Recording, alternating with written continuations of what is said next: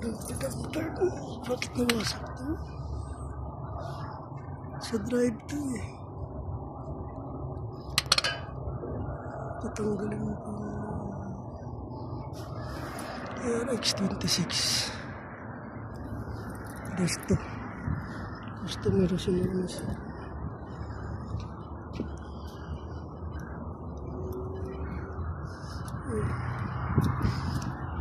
kailangan tanggalin to para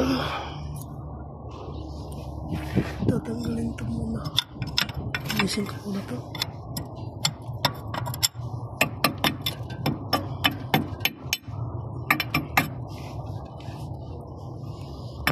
Ito is overrating. Yun din overrating.